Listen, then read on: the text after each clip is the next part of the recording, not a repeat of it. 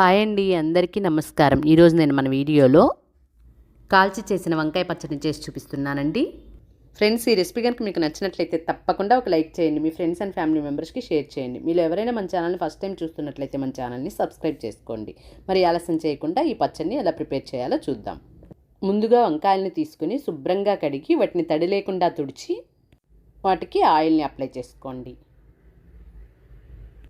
చూడండి, ఈ విధంగానే అన్ని వంకాయలకు కూడా ఆయిల్ని అప్లై చేసుకోండి. ఇప్పుడు ఈ వంకాయలను కాల్చుకుందాం. మంటను లో టు మీడియం ఫ్లేమ్లో పెట్టుకుంటూ కాల్చుకోండి. అన్ని వంకాయలను కూడా రెండు వైపులా తిప్పుకుంటూ కాల్చుకోండి. ఈ వంకాయలను అన్ని వైపులా తిప్పుకుంటూ వంకాయలు బాగా మెత్తబడే వరకు కాల్చుకోండి. చూడండి, అన్ని వంకాయలను కూడా ఇలా బాగా మెత్తగా అయ్యే వరకు కాల్చుకోండి. తర్వాత ఒక ప్లేట్లో తీసి పెట్టుకోండి. ఇప్పుడు టమోటాలను తీసుకొని కాల్చుకుందాం.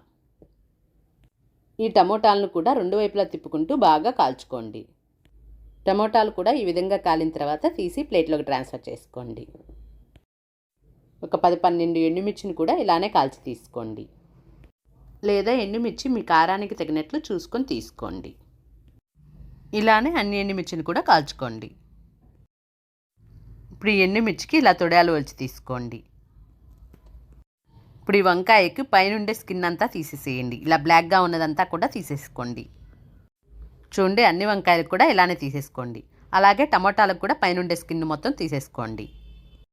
అలాగే టమోటాలకు ఉండే మొదలు, వంకాయలకు ఉండే మొదలను కూడా మొత్తం తీసేసుకోండి.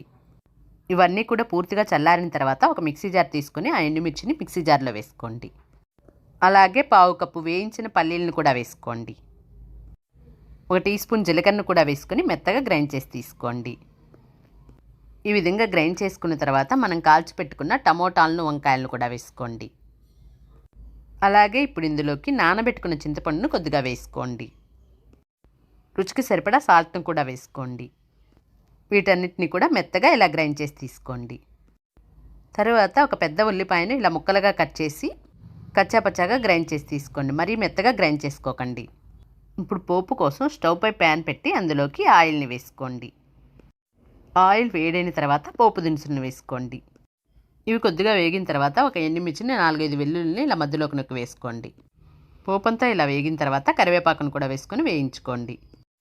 ఇప్పుడు మనం గ్రైండ్ చేసి పెట్టుకున్న పచ్చడిని ఇందులో వేసుకొని 2 నిమిషాలు లో ఫ్లేమ్లో కలుపుకోండి. అంతేనండి, మనకి కాల్చి చేసిన వంకాయ పచ్చడి రెడీ అయిపోయింది. నచ్చిందా? మీరు కూడా ట్రై చేసి ఎలా వచ్చిందో మీ ఫీడ్బ్యాక్ని కమెంట్ చేయండి. Thank you for watching.